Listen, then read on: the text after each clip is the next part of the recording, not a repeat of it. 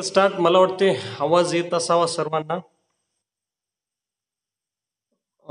आजच बीकॉम प्रथम वर्षाच्या दुसऱ्या सेमिस्टरचा मला वाटते निकाल लागलेला आहे आणि सर्व विद्यार्थ्यांपर्यंत तो निकाल नेराबोट पोहोचलेला पण आहे. ज्यांनी ज्यांनी परीक्षाचा फॉर्म भरलेला होता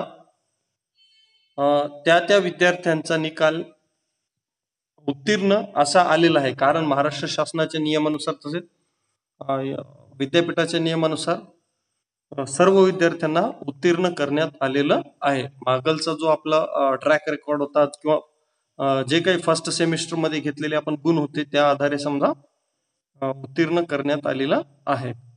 तर आणि बीकॉम द्वितीय वर्षाचे प्रवेश देखील सुरू झालेले आहेत. हे आपल्याला माहिती आहे. काही विद्यार्थ्यांनी प्रवेश देखील निश्चित केलेले आहेत.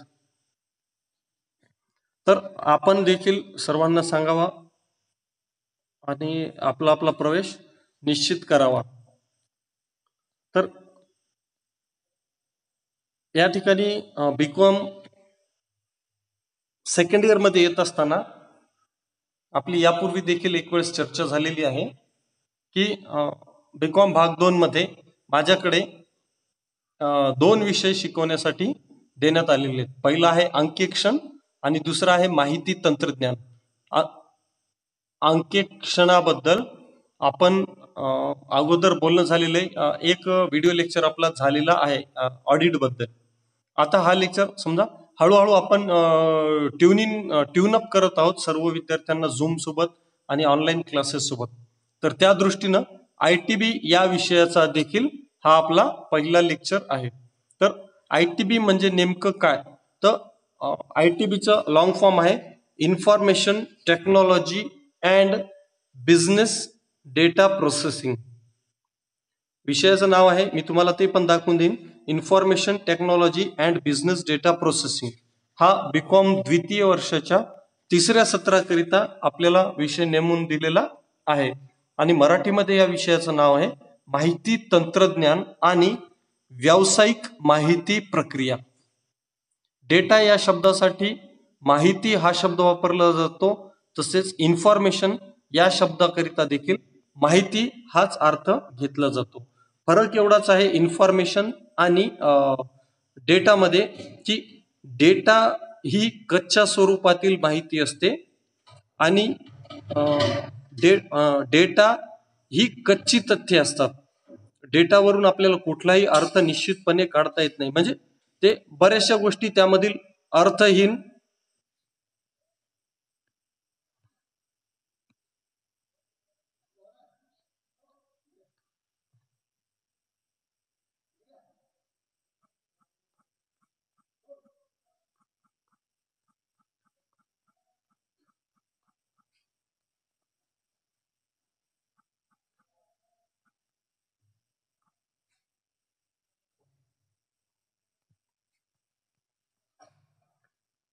तर डेटा म्हणजे काही कच्ची तथ्य असतात ज्यावरून निश्चित असे अर्थ आपल्याला काढता येत नाहीत. आणि माहिती ही जी असते तर मग अशा कच्च्या तथ्यांना एकत्रित करून त्यावर संगणकाच्या माध्यमातून किंवा मॅन्युअली काही गणितीय तार्किक प्रक्रिया केल्या जातात आणि त्यामधून निश्चित असे अर्थ काढले जातात किंवा अर्थपूर्ण निष्कर्ष काढले जातात. त्याला आपण माहिती असं म्हणत असतो. इंग्रजी शब्दात सांगायचं तर इन्फॉर्मेशन असं म्हणत असतो. तर विषयाच्या नावामध्ये दोन्ही शब्द आलेले आहेत, डेटा पण आहे आणि इन्फॉर्मेशन हा देखील आहे. तर पुढे जात असताना किंवा हा विषय शिकत असताना आपल्याला इतर विषयांसारखंच सिलेबस माहित असणं देखील गरजेचं आहे. तर सिलेबस हा इतर सर्व विषयांप्रमाणेच 5 युनिट मध्ये विभागलेला आहे. मला वाटते मी ऑलरेडी काय म्हणता त्याला सिलेबस आपल्या ग्रुपमध्ये सेंड केलेला आहे. मुलांच्या ग्रुपमध्ये पण आहे आणि मुलींच्या ग्रुपमध्ये पण सेंड केलेला आहे. तर तो आपण पाहून घ्यावा. एक वेळेस इथं पण मी दाखवत आहे मला वाटते तुम्हाला दिसतच असेल. आणि आवाज येतोय का नाहीये थोडस चॅट बॉक्स मध्ये रिप्लाय करावं. मी चॅट बॉक्स मध्ये पण मेसेज टाकतोय. तुम्ही ते चॅट बॉक्स मध्ये रिप्लाय देऊ शकता. आणि don't worry about the this lecture. If you are unable to listen my voice, don't worry, I will send you the video of this lecture. Okay? Okay, very nice. Thank you. Who is this? Clear दिसत आहे. Thanks. Okay, now I am enlarging the syllabus. So, as usual, sorry, as you have studied the computer subject in last year or last semester, the name of that subject was CFS, Computer Fundamentals and Computer Fundamentals and Operating System. तर त्याच पद्धतीनं हा देखील विषय संगणकाशी संबंधित हा विषय आहे, ज्याचं नाव दिसत आहे आपल्याला. नाव विषयाचं पाहून घ्या, कारण विषयाचं नाव भरपूर साऱ्या विद्यार्थ्यांना येत नाही. विषयाचं नाव काय? Information technology and business data processing, आणि समोर 1 लिहिलेलं आहे. हे तर 1 म्हणजे काय? सेमिस्टर 1 करिता या 3rd सेमिस्टर मध्ये विषयाचं नाव 1 आहे आणि 4th सेमिस्टर मध्ये 2 आहे. म्हणजे विषयाचं नाव सेमच राहील. काय राहील विषयाचं नाव? ITB. Okay, ITB. फक्त सेमिस्टर 1 मध्ये 1 असं राहील. सेमिस्टर 3 मध्ये 1 राहील सब्जेक्टचं नाव, आणि पुढच्या सेमिस्टर मध्ये त्या सब्जेक्टचं नाव 2 असं असेल. एवढाच फरक आहे, बाकी काय नाहीये. थोडे कंटेंट वेगळे आहेत. तर नाव आपण विषयाचं नाव जाणून घेतलं. हे विषयाचं नाव आहे, इथं दिसत असेल तुम्हाला, बीकॉम सेकंड इयर, आणि सेकंड इयर मधलं 3रं सेमिस्टर. तर सेमिस्टर काउंट करत असताना फर्स्ट इयर पासून काउंट केले जातात. बीकॉम फर्स्ट इयर मध्ये पहिलं सेमिस्टर असेल, दुसरं सेमिस्टर असेल, त्यानंतर सेकंड मध्ये 3रं सेमिस्टर, 4थं सेमिस्टर, आणि पुढे गेले तुम्ही की 3rd इयर मध्ये गेल्यानंतर 5वं सेमिस्टर आणि 6वं सेमिस्टर, या पद्धतीने आपल्याला पाहायला मिळेल. तर आपण सिलेबस बाबत चर्चा करूया. पुढं परीक्षा आहे, आपल्याला माहिती आहे परीक्षा किती गुणांची होणार आहे, किती वेळ असेल? 3 तासाची परीक्षा असेल.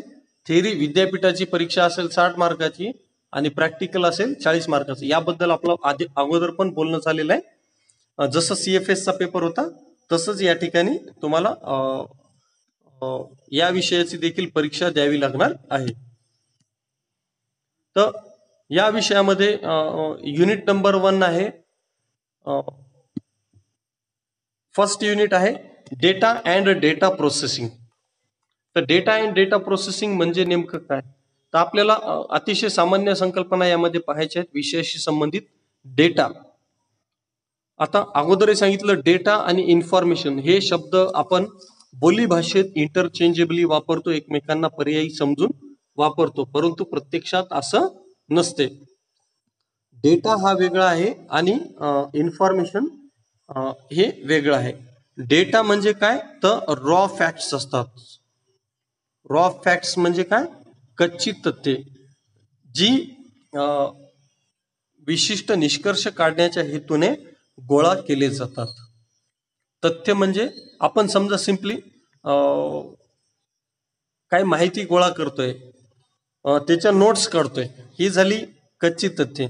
आणि त्या रफ, सिंपली समजा अजून बेटर एक्झाम्पल सांगतो, आपण रफ वहीमध्ये काही प्रश्न सोडवतो अकाउंटिंगचे, आणि त्यावरून आपल्यापैकी बरेचसे लोक फेअर नोट्स पुन्हा तयार करतात. तर सिंपली हे जे 2 बाबी येतात, यालाच आपण डेटा आणि इन्फॉर्मेशन असं म्हणू शकतो. जे तुम्ही रफ वर्क केलेलं असेल ते असेल डेटा, आणि त्यावरून निश्चित असे समजण्यायोग्य आणि सोपे जे अर्थ काढलेले असेल किंवा अंतिम उत्तर जे काढलेलं असेल त्याला आपण इन्फॉर्मेशन असं म्हणू शकतो. तर मग डेटा म्हणजे निरनिराळ्या तथ्यांचे एकत्रीकरण असते. तथ्य हा शब्द पुन्हा पुन्हा येत आहे बघा. तथ्य, तथ्य म्हणजे काय तर फॅक्ट्स, कोणतीही एखादी घटना, कोणताही एखादा विषय या संबंधी उपलब्ध असणारी प्राथमिक स्वरूपाची माहिती म्हणजे तथ्य, आपण असं म्हणत असतो.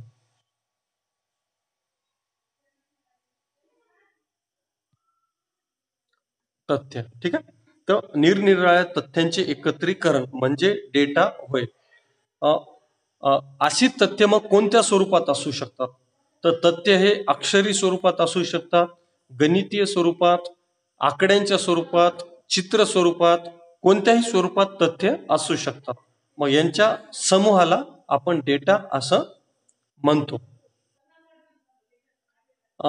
मुळामध्ये डेटा ही विखुरलेली माहिती असते.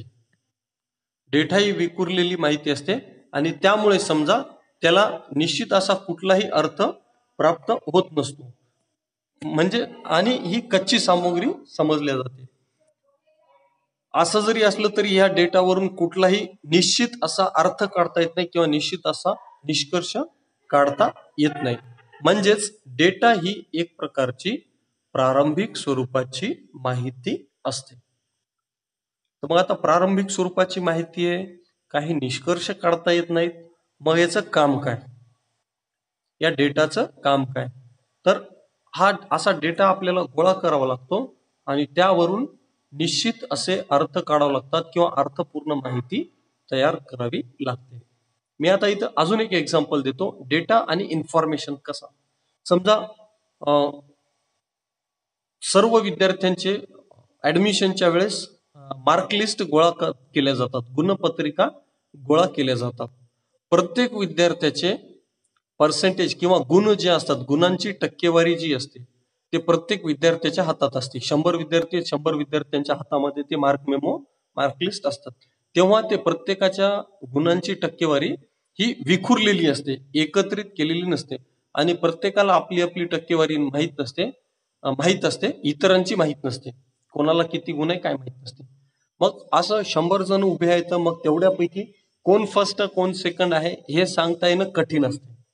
मग यासाठी काय करावं लागेल, प्रत्येक विद्यार्थ्याचे गुण एका कागदावर नोंदवून घ्यावे लागतील आणि त्या 100 विद्यार्थ्यांच्या गुणांची तुलना करून, म्हणजे गणितीय तुलना करून किंवा तार्किक तुलना करून, कोण लहान कोण मोठा गुणांच्या टक्केवारी, या पद्धतीची तुलना करून आपल्याला सांगावं लागेल की XYZ विद्यार्थ्याला 99% गुण आहेत म्हणून तो प्रथम ठरतो आणि दुसरा ABC नावाचा विद्यार्थी आहे त्याला 98% गुण आहेत म्हणून तो दुसरा विद्यार्थी ठरतो.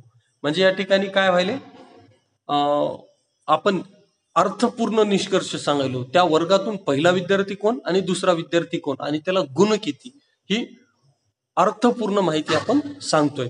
तर अशा अर्थपूर्ण माहितीला इन्फॉर्मेशन असं म्हटलं जाते.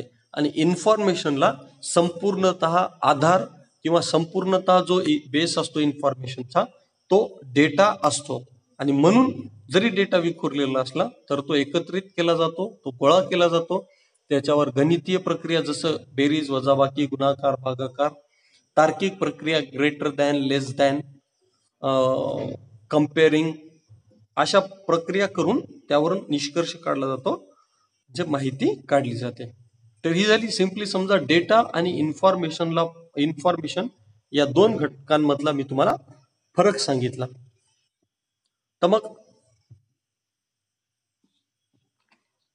अजून पुढे जात असताना ह्या डेटाचा संगणकामध्ये काय उपयोग असतो, डेटाचा संगणकामध्ये काय उपयोग असते. Data, use of data in computing. Computing म्हणजे संगणकीय कार्यामध्ये. मी दाखवून देतो तुम्हाला इथं, एक मिनिट. हा, आपण या मुद्द्याबाबत थोडीशी चर्चा केली डेटाबाबत, आता थोडंसं पुढचं पाहतोय. Use of data in computing, संगणकीय कार्यांमध्ये डेटाचा काय वापर होतो. तर सिम्पली जसं मी थोड्या पूर्वी सांगितलं, फर्स्ट विद्यार्थी कोण आहे हे शोधून ठेवण्यासाठी आपण सगळ्या 100 विद्यार्थ्यांची गुण माहीत केले आणि त्यावर लहान मोठा ही तार्किक प्रक्रिया केली. तर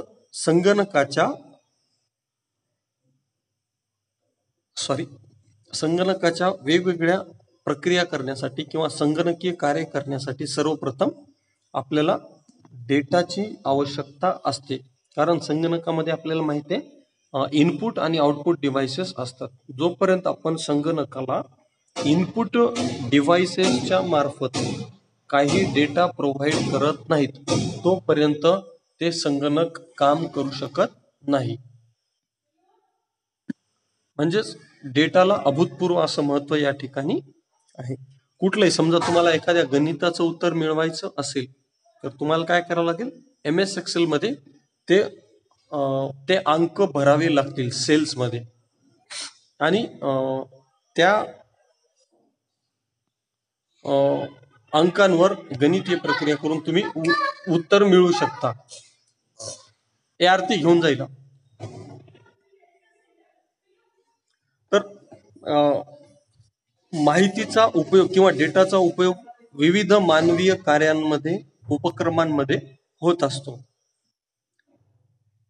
पूर्वी ही माहिती अगदी सुरुवातीच्या काळात मानवाच्या इतिहासाच्या अशी माहिती दगडांवर कोरलेली असायची किंवा झाडाच्या सालींवर लिहिलेली असायची. तसेच अगदी सुरुवातीच्या काळात माहिती किंवा डेटा हा चित्र स्वरूपात असायचा, किंवा पूर्वीचे आदिमानव जे होते ते काउंटिंगसाठी किंवा डेटा तयार करण्यासाठी दगडांचा, छोट्या छोट्या स्टोन्सचा किंवा गोट्यांचा किंवा काड्यांचा, लाकडाच्या छोट्या छोट्या तुकड्यांचा वापर करत असत. मग मानवाच्या विकासासोबत सर्व बाबी बदलत गेल्या. मग हळूहळू बोली भाषा आली, त्यानंतर लेखी भाषा आली. असा डेटामध्ये फरक पडत गेला. तर डेटामध्ये म्हणा किंवा माहितीच्या तयार करण्याच्या पद्धतीमध्ये फरक पडत गेला. तर संगणकामध्ये जी काही कार्य आपण करतो, जसं आपण म्युझिक ऐकतो समजा संगणकाच्या मार्फत किंवा मोबाईलच्या मार्फत, तर त्या ठिकाणी डेटाचा वापर होत असतो. डेटा म्हणजे काय, तर त्या म्युझिकची इनपुट फाईल, किंवा मी जे आत्ता बोलत आहे, माझा जो आवाज आहे तो डेटा आहे. संगणक त्यावर काही प्रक्रिया करते, मोबाईल त्यावर काही प्रक्रिया करत आहे, आणि तो परत तुमच्यापर्यंत आवाज माझा पाठवला जात आहे. तो तुम्हाला इन्फॉर्मेशन स्वरूपात मिळाला. तर असं वेगवेगळ्या संगणकीय कार्यांमध्ये डेटाचा वापर होत असतो, आणि संगणक हे मुळामध्ये डेटा प्रोसेसर म्हणून ओळखल्या जातात, हे आपल्याला माहित आहे. आजच्या माहिती तंत्रज्ञानाच्या युगामध्ये म्हणजे इन्फॉर्मेशन टेक्नॉलॉजीच्या काळामध्ये विविध प्रकारची कच्ची माहिती, कच्ची सामुग्री, विखुरलेले तथ्य, आकडेवारी, विश्लेषण इत्यादींकरिता, तसंच त्यावरून अर्थपूर्ण माहिती मिळवण्याकरिता डेटाला संगणकीय प्रणालीचा मुख्य आधार किंवा आत्मा समजल्या जाते. या एकाच वाक्यावरून डेटाचं महत्व आपल्याला समजायला येते. सिंपली मोबाईलमध्ये आपण एक फोटो काढतो म्हणजे काय, जे समोर जे काही पिक्चर असते, चित्र असते, ते एक प्रकारचा रॉ डेटा असते. आणि समजा मी माझा फोटो काढतोय माझ्या मोबाईलमध्ये, तर काय, मी जो उभा आहे किंवा त्या कॅमेऱ्याच्या समोर जे काही दिसते ते त्या कॅमेऱ्यासाठी, त्या मोबाईलसाठी किंवा संगणकासाठी रॉ डेटा असते. Raw data is always raw, ते डेटा असते. मग तो कॅमेरा काय करतो, माझा फोटो घेतो आणि संगणकामध्ये आणि मोबाईलमध्ये दाखवतो. म्हणजे मोबाईल काय करतोय, संगणक काय करतोय, माझ्या चित्रावर प्रक्रिया करून वापस ते आपल्या डोळ्यांना कळल या पद्धतीचा फोटो दाखवत आहे. तर असं हे डेटा प्रोसेसिंग आहे आणि कम्प्युटिंग आहे. सिंपली आपण टॅली नावाचं एक सॉफ्टवेअर वापरतो लेखे लिहिण्यासाठी. तर आपण कीबोर्डवर टाईप करतो, अमाऊंट टाईप करतो, अकाउंटचं नाव टाईप करतो, तर ते आपण त्याला डेटा पुरवत असतो. मग संगणक आपल्याला बॅलन्स शीट वगैरे तयार करून देते. तर अशा किंवा ॲनिमेशन्स आहेत. ॲनिमेशन देखील हे एक प्रकारचं कम्प्युटिंगचं काम आहे. ॲनिमेटर्स जे असतात ते वेगवेगळे चित्र काढतात आणि ते संगणकामध्ये भरतात, संगणकाच्या सॉफ्टवेअरमध्ये जमा करतात, आणि त्यावरून आपल्याला ॲनिमेशन फिल्म, कार्टून फिल्म पाहता येते. तर हे आहे कम्प्युटिंग मध्ये डेटाचा उपयोग. हा झाला आपल्या सिलेबस मधला पहिला मुद्दा. पहिलं प्रकरण दुसरं प्रकरण एकदम छोटे छोटे आहेत हा, त्यामुळे ते लवकर समाप्त होतील. छोटे छोटे जरी असले तरी प्रत्येक प्रकरणाला असलेलं वेटेज हे सारखंच आहे. प्रत्येक 5 प्रकरण आहेत आणि थिअरीचा पेपर आपला होईल 60 मार्कांचा, 60 गुणांसाठी असेल. तर जे काही गुण असतील 12-12 गुणांसाठी मला वाटते प्रश्न आपल्याला विचारले जातील प्रत्येक प्रकरणावर. 12 पंचे 60 या पद्धतीने. मग त्याच्यामध्ये काही 3-3 मार्काचे MCQs असतील, 6 मार्काचे दीर्घोत्तरी असतील, 3 मार्काचे किंवा 6 मार्काचे जे काय असेल ते दीर्घोत्तरी आणि लघुत्तरी असे प्रश्न असतील. 60 मार्काचा पेपर. त्यानंतर आपण वळूया सिलेबस मधल्या दुसऱ्या मुद्द्याकडे. डेटा प्रोसेसिंग हा मुद्दा आपल्याला दिसतोय तिथं. मग डेटा प्रोसेसिंग म्हटलं तर काय? तर सिम्पली मी अगोदरही सांगितलं, कम्प्युटरला सध्याच्या काळात किंवा या चौथ्या पिढीच्या संगणकापासून संगणकाला डेटा प्रोसेसर असं देखील म्हटल्या जाते. मग डेटा प्रोसेसर म्हणजे काय?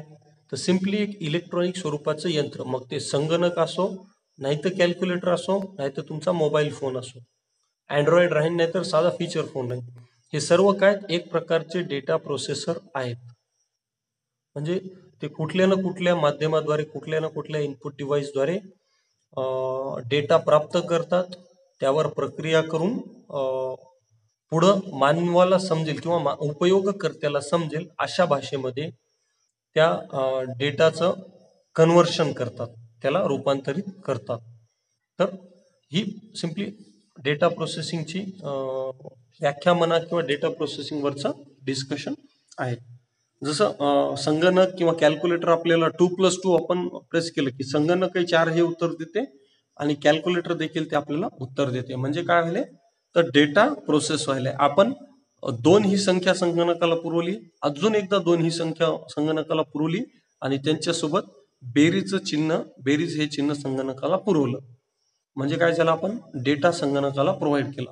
मग संगणक काय करतोय? ते बेरीजचं चिन्ह विचारात घेऊन 2+2 करते आणि आपल्याला त्याचं उत्तर देते 4. म्हणजे काय झालं? 2 अधिक 2 वर संगणकानं प्रक्रिया केली आणि 4 हे उत्तर आपल्याला दिलं. तर या पद्धतीनं डेटा प्रोसेसिंग होत असते. जसं आपण फोनवर बोलतो, इथून बोलतो, तो आवाज फोनद्वारे रेकॉर्ड केला जातो. मग त्याला 0101 जे बायनरी लँग्वेज असते संगणकाची, त्यामध्ये कन्वर्ट केलं जाते आणि तो 0101चा संदेश दुसऱ्या मोबाईलकडे पाठवला जातो आणि परत तो दुसरा मोबाईल काय करतो? तो 0101 बायनरी कोडमध्ये आलेला संदेश ह्युमन व्हॉइस मध्ये आपल्याला स्पीकरच्या माध्यमातून प्रोव्हाइड करतो. तर याला डेटा प्रोसेसिंग असं म्हटलं जाते. पुस्तकी भाषेत जर सांगायचं झालं तर डेटा प्रोसेसिंग ही एक अशी प्रक्रिया आहे ज्यामध्ये कच्च्या तथ्यांवर किंवा डेटावर संगणकीय प्रक्रिया करून त्या डेटाचे रूपांतरण अर्थपूर्ण निष्कर्ष आणि अर्थपूर्ण माहितीमध्ये केले जाते. त्या प्रक्रियेला डेटा प्रोसेसिंग असं म्हटलं जाते. मग डेटा प्रोसेसिंग करत असताना संगणक काय काय करते? तर एखाद्या डेटावर डेटा प्रोसेसिंग किंवा माहिती प्रक्रिया करत असताना संगणक सर्वप्रथम त्या डेटाचे वर्गीकरण करते. जसं उत्तर द्यायचे त्या हिशोबानं संगणक त्या डेटाचे वेगवेगळ्या रकान्यांमध्ये, तक्त्यांमध्ये वर्गीकरण करते. मग त्यावर आवश्यकतेनुसार गणितीय प्रक्रिया केल्या जातात, बेरीज वजाबाकी जे काय असेल ते. जेव्हा जेव्हा गरज पडेल तेव्हा तेव्हा तार्किक प्रक्रिया, तार्किक म्हणजे लॉजिकल प्रोसेसेस केले जातात. काय? तर तुलनात्मक विश्लेषण, एका डेटाचं कंपॅरिझन दुसऱ्या डेटासोबत केलं जाते आणि त्या डेटाचा सारांश देखील काढून सारांश काढला जातो, म्हणजेच निष्कर्ष काढले जातात आणि ते उपयोगकर्त्याला समजतील या पद्धतीनं त्यांच्यासमोर मांडले जातात. तर अशा 4-5 प्रक्रिया डेटा प्रोसेसिंग या टर्म अंतर्गत केल्या जातात. मग पुढे जर पाहिलं हा आणि डेटा प्रोसेसिंगसाठी इनपुट डिव्हाइसेस आणि आउटपुट डिव्हाइसेस हे अतिशय महत्वाचा रोल प्ले करत असतात. कारण एक जण डेटा ऍक्सेप्ट करतो तर इनपुट डिव्हाइस कच्चा डेटा ऍक्सेप्ट करतात, तर आउटपुट डिव्हाइसेस काय करतात, उपयोगकर्त्याला निश्चित अर्थ असणारी माहिती प्रोव्हाइड करतात. आणि संगणकाचा जो ALU नावाचा भाग असतो, अरिथमॅटिकल अँड लॉजिकल युनिट, ALU, हे काय करते, त्या डेटावर वेगवेगळ्या प्रकारच्या गरजेनुसार प्रोसेसिंग करते आणि आपल्याला उत्तर काढून देत असते. आणि कंट्रोल युनिट जो असतो संगणकाचा, तो इनपुट डिव्हाइस बरोबर काम करतोय की नाही, आउटपुट डिव्हाइस बरोबर काम करतोय की नाही, हे काम म्हणजे या बाबी CU पाहत असतो. तर या पद्धतीनं डेटा प्रोसेसिंग बद्दल काही बाबी आहेत. थोडस पुढे जर आपण गेलं सिलेबस मध्ये, तर या ठिकाणी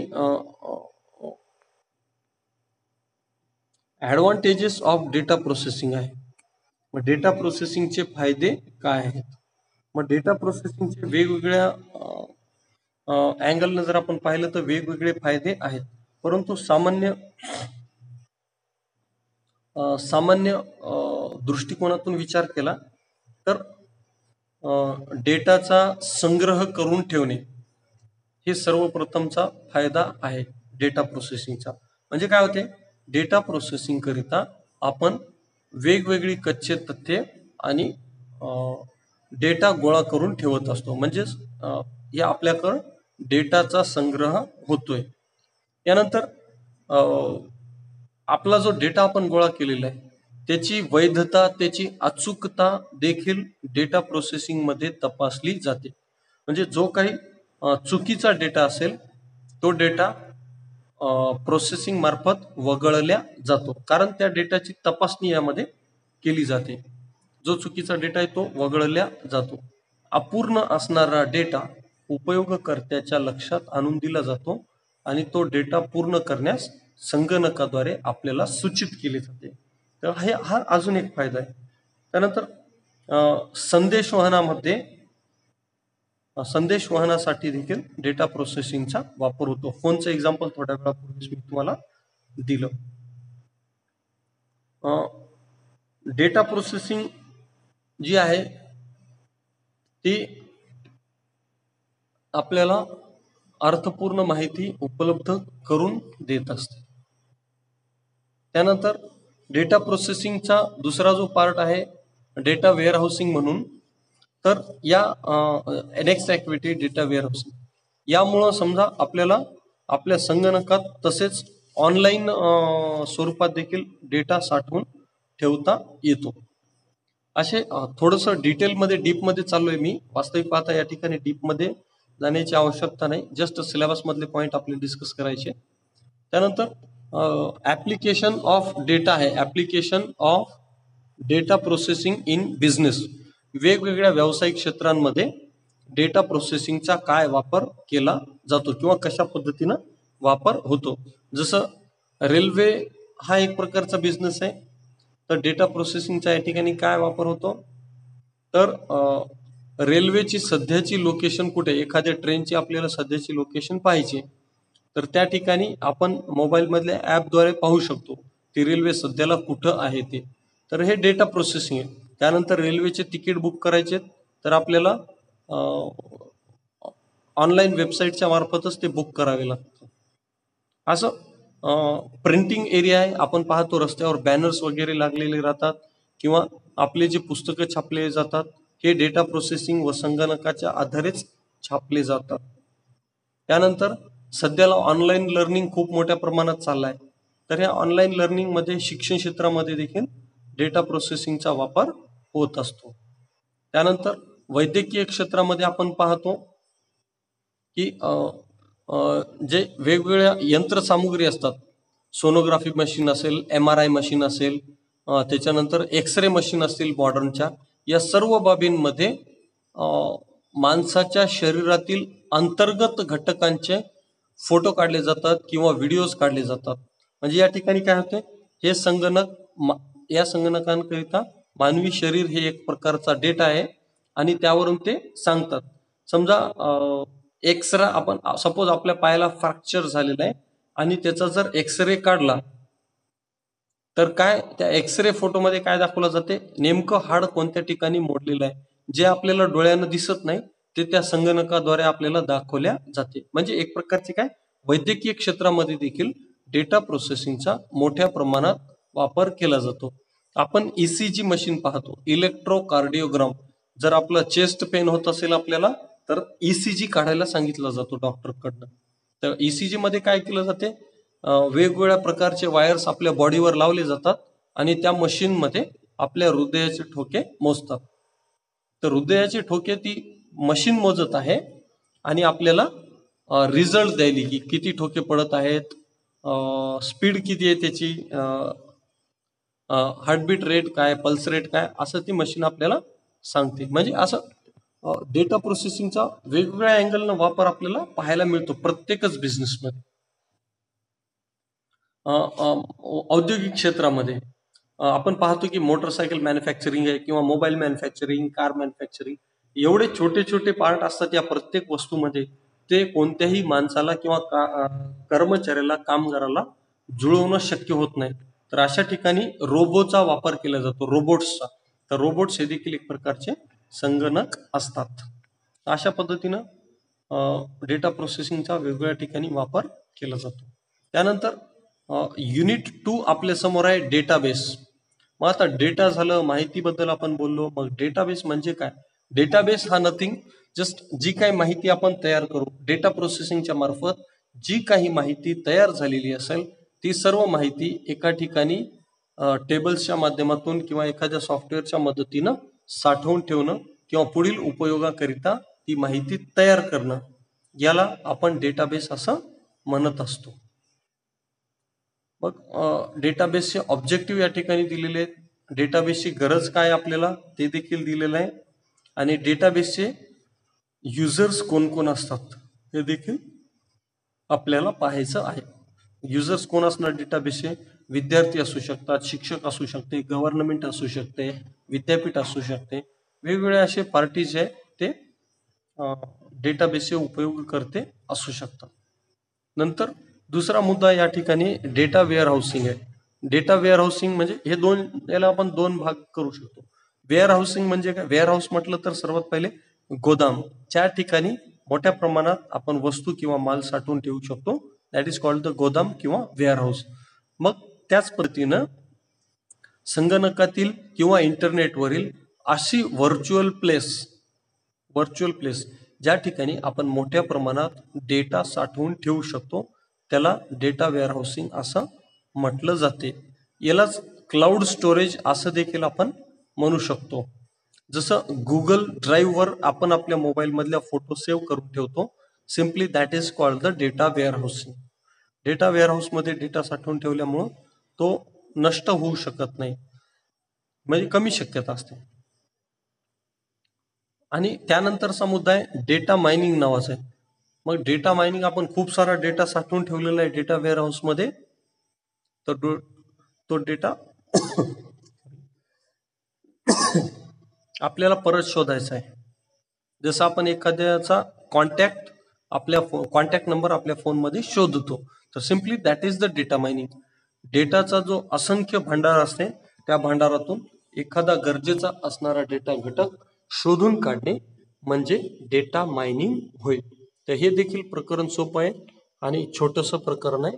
ते पण आपण पुढच्या लेक्चर्समध्ये ऑनलाईन असो किंवा ऑफलाईन जेव्हा क्लास सुरू होतील तेव्हा आपण त्याचा सुद्धा अभ्यास करू. त्यानंतर database management system unit number 3 आहे, डेटाबेस मॅनेजमेंट सिस्टीम. मग जे काही आपण डेटा तयार करायलो, तो डेटा साठवून ठेवायलो, त्या डेटाचा पुन्हा वापर करतोय, हे सगळे जे ऍक्टिव्हिटीज येतात हे डेटाबेस मॅनेजमेंट सिस्टीम मध्ये येत असतात. तो डेटा व्यवस्थित टेबल्सद्वारे तयार करणे, साठवून ठेवणे, पुढील वापराकरिता तो उपलब्ध करून देणे, याला डेटाबेस मॅनेजमेंट सिस्टीम असं म्हणतात.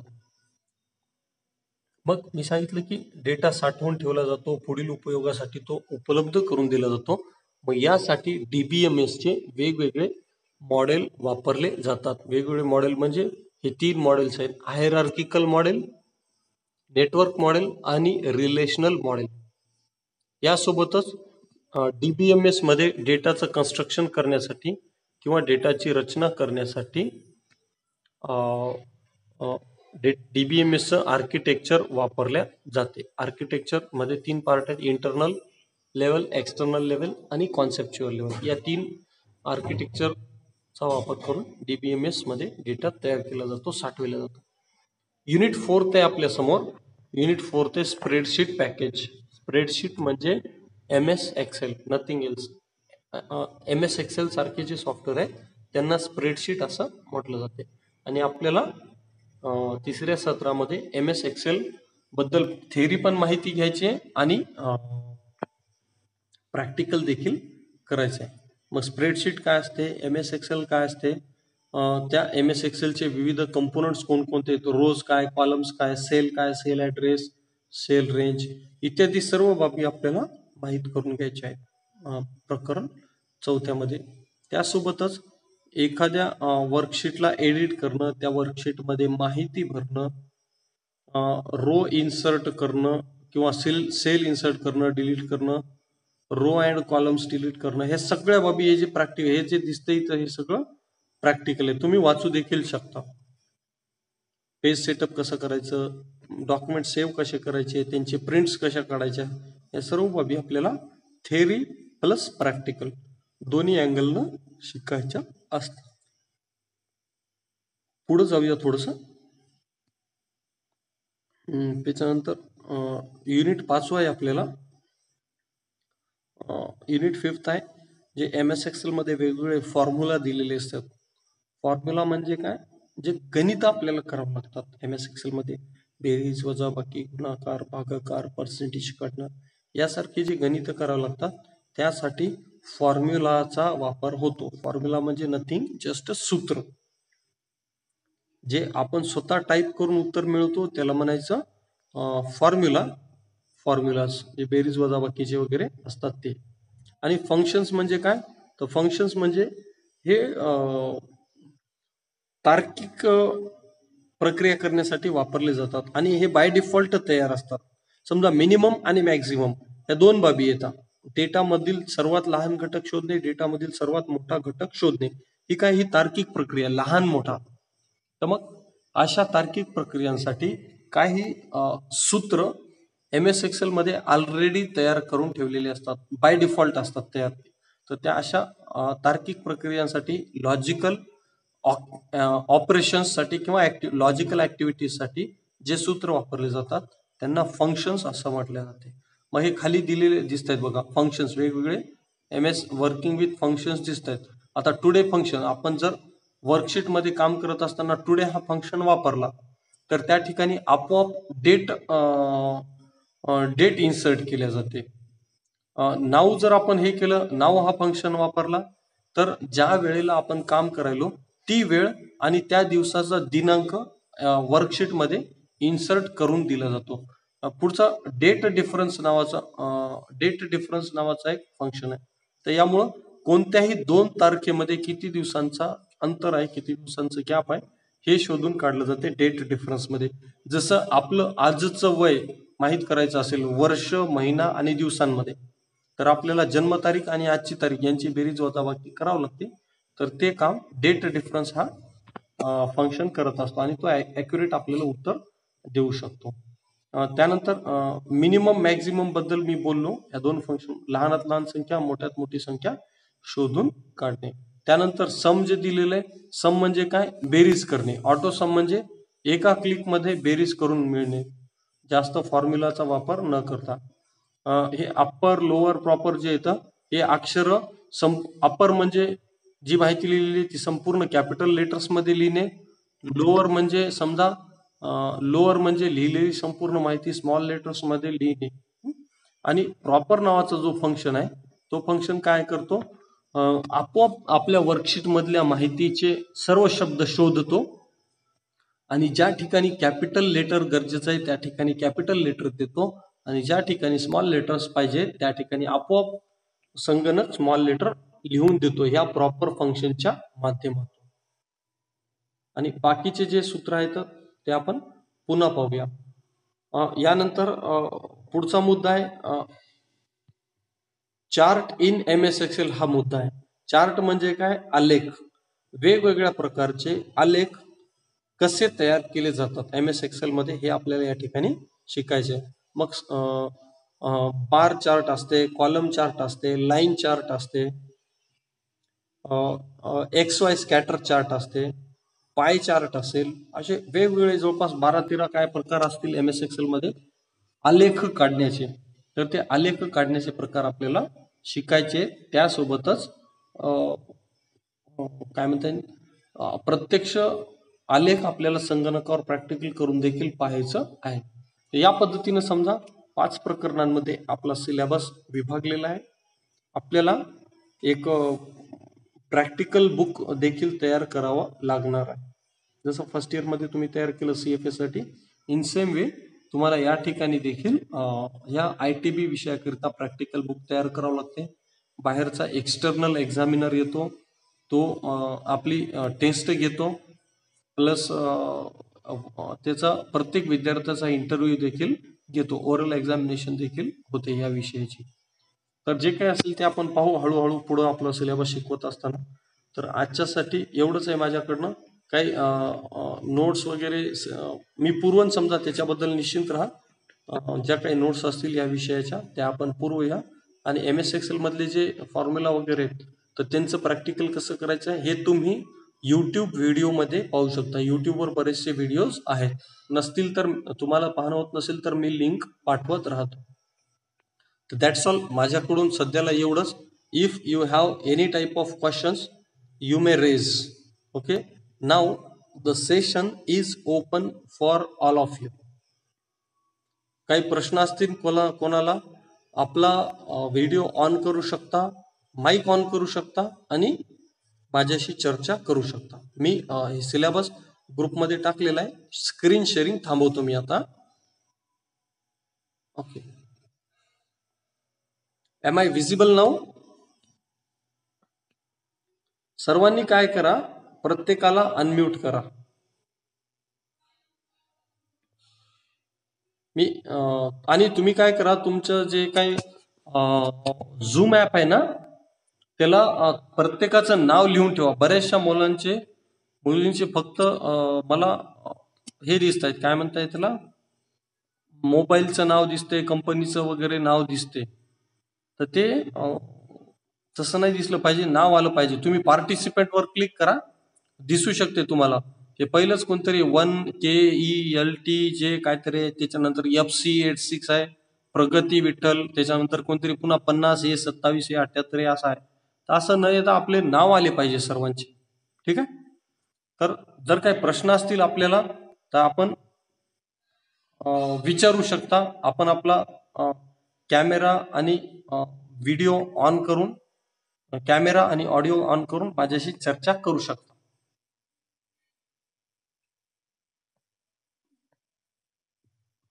हे कोण आहे, कोणाचा नंबर आहे? 1EK5TLT असा कोणीतरी आहे. कोणाला काही प्रश्न नाही आहेत का? हॅलो,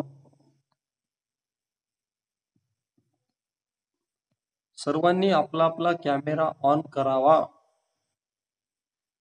माझ्या तात्काळ लक्षात येईल कोण कोण हजर होतं या लेक्चरला, कोण कोण नव्हतं ते.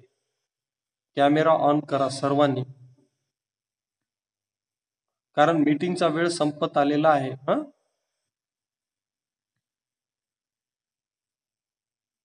नागलकर, दिशा ओझा, प्रगती, दीपाली जयस्वाल, व्हिडिओ ऑन करा. हे लास्टला कोण आहे? 50A27A78A. काही अडचणी नाहीयेत का? कोणाला काही चर्चा करायची आवश्यकता नाहीये? हॅलो,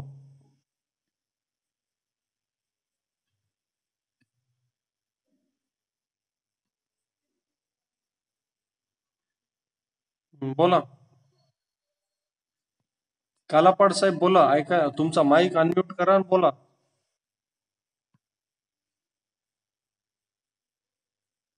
माईक वर क्लिक कर.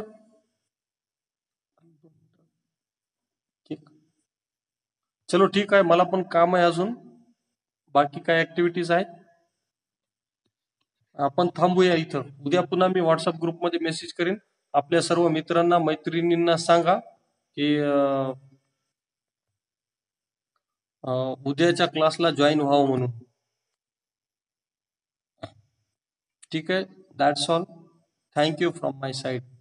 अजूनही पुन्हा विचारतोय, कोणाला काही प्रश्न आहेत का?